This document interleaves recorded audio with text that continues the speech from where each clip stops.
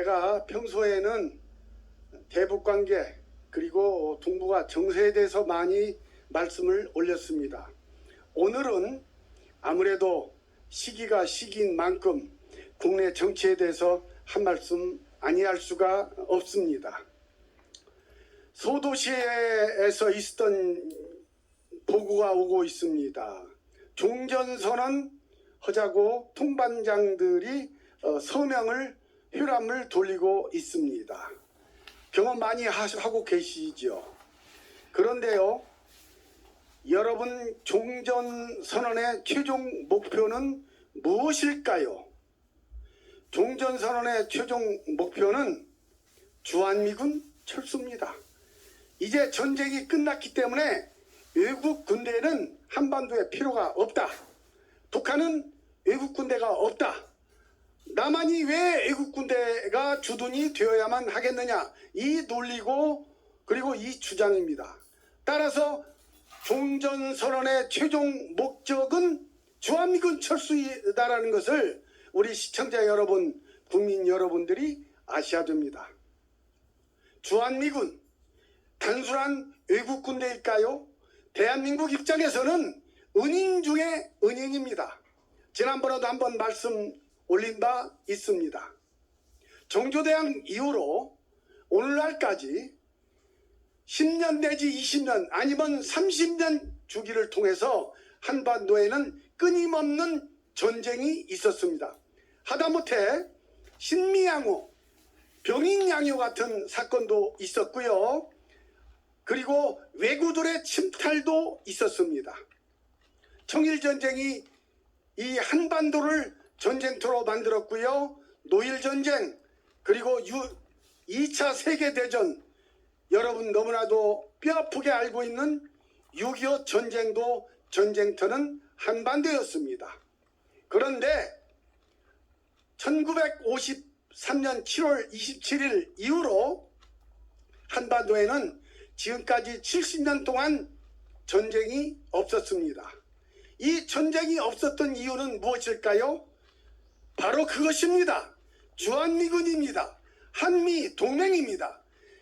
한미동맹과 주한미군 주둔이 있었기 때문에 감히 한반도가 전쟁터가 되지 않았다는 얘기올시다.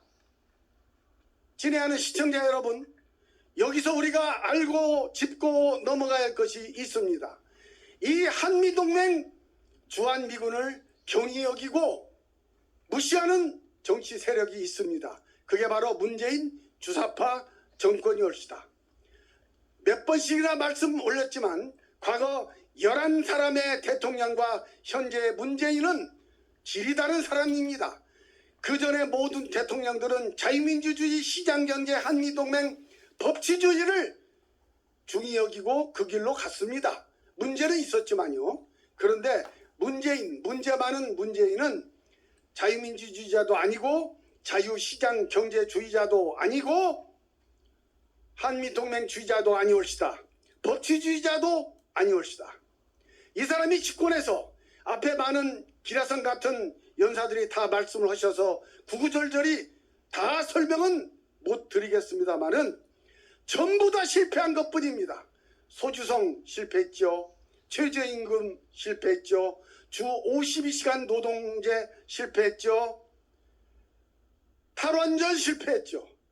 여기에다가 준인자치기본법인가요? 이거 인민위원회입니다. 자세히 뜯어놓고 보니까. 그것뿐입니까? 수도 없이 많은 그러한 불협화음의 극치를 이룬 것이 문재인 4년 정권이 올시다. 이제 우리가 뭔가를 해야 됩니다.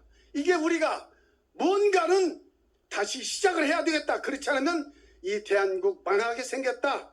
그림 하나 보여주십시오. 이 그림은 외설적입니다. 퇴폐적입니다. 음란합니다. 그리고 해괴망치고 합니다. 노인이 여성의 젖을 빨고 있어요. 그런데 이 그림이 놀랍게도 남미의 푸에르토리코에서는 성화로 여겨지고 엄청난 아름다운 그림으로 지금 보여지고 있습니다. 네덜란드 있는 그 국립미술관에 소장된 그림인데요. 이 그림은 이런 것입니다. 두 주인공은 아버지와 딸입니다. 아버지가 딸의 젖을 지금 빨고 있습니다. 왜 그랬을까요? 독립투사가 감옥에 갇혀 있는데 딸이 어렵게 면회를 했어요. 아버지가 굶어 죽기 일보 직전이에요. 아사 직전입니다.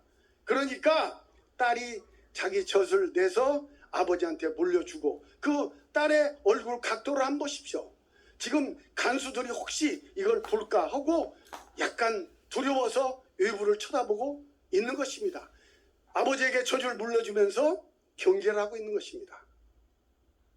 친애하는 시청자 여러분, 제가 어찌하여서 이 그림을 여러분께 제공을 한다고 생각하십니까?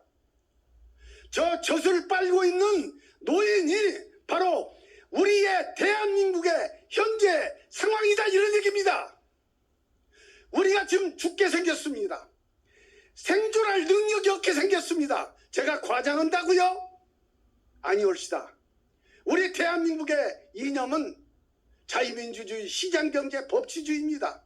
이게 무너지게 생겼습니다. 이 건국 이념이 무너지면 몸이 아무리 튼튼하더라도 몸이 망가지는 것은 순식간인 것입니다. 지금 대한민국이 지금 풍전등화와 같은 어려움에 있다는 것을, 저 노인과 같은 어려움에 있다는 것을 어떻게든 생존을 해야 되겠다는 그 상징으로 제가 저 그림을 여러분께 보여준 것입니다. 국민의힘, 당신들 지금 실수하고 있습니다. 당신들은 지금 국민을 분열시키고 있습니다. 당신들은 지금 서울시장과 부산시장 먹었다고 지금 의기양양해 하고 있고 벌써 대통령 다 탈환한 것으로 착각을 하고 있습니다. 천만의 말씀이옵시다. 하태경 의원님, 당신께 묻겠습니다. 어째서 홍준표가 국민의힘으로 입당하면 도로 한국당이라고 생각을 하고 계십니까? 이준석 젊은 최고위원님, 광화문 세력이 극우 세력이라고요? 당신들한테 묻겠습니다. 그러면 자유민주주의, 시장경제, 한미동맹을 주장하는 사람이 극우라고 한다면 우리는 얼마든지 극우를 받아들일 수가 있습니다. 문제는 당신들이 문제인 겁니다. 어떻게 하려고 그렇게 지금 의기양양하면서 쓴밥 더운밥 가려서 먹으려고 하십니까? 태산은 한 주먹이 부족해서 태산이 안 된다는 말이 있어요. 대통령 선거는 한 사람이 투표가 되지 않아서 놓칠 수가 있는 것입니다. 오죽하면 지금 시중에 어떤 얘기들이 오가는지 아십니까? 제가 들려드리겠습니다. 무서운 얘기입니다. 군부 쿠데타가 일어나는 한이 있더라도, 강성 홍준표가 대권 후보가 되는 한이 있더라도 주사파는 반드시 척결되어야만 하겠다. 이게 현재 시중 SNS에서 날아다니는 내용이었다. 우리 보수 우파는 하나로 뭉쳐야 됩니다. 그 기준은 뭐냐? 문재인 반대, 반문 세력이면 충분합니다. 자유민주주의, 시장경제, 한미동맹, 법치주의를 주장하고 반문을 주장한다면 비록 정의당 지지하는 사람이라도 우리는 보수파는 끌어안아야 되는 것입니다. 그래서 내년 3월 9일 날 저희가 대전환이 일어나서 대통령을, 보수 우파 대통령이 나와야 된다, 이런 얘기입니다. 너무나도 간단한 것 아니겠습니까? 과거 역사를 한번 상기해 보십시오. 분열하면 패배하고 단결하면 이겼습니다. 노태우는 김영삼, 김대중 분열시켜서 이겼습니다. 대통령 됐습니다. 김영삼 씨는 3당 합당을 합쳐가지고 정권을 잡았습니다. 김대중 씨는 김종필 씨와 함께 DJP 연대를 해서 합쳐가지고 이겼지 않습니까? 그리고 노무현 씨도 정몽준이하고 합쳐가지고 이회창 씨를 이겼지 않습니까? 나중에 해프닝은 있었지만 어쨌든 이겼지 않습니까? 합하면 이기는 것입니다. 분열하면 지는 것입니다. 교육감 선거에서도 봤지 않습니까?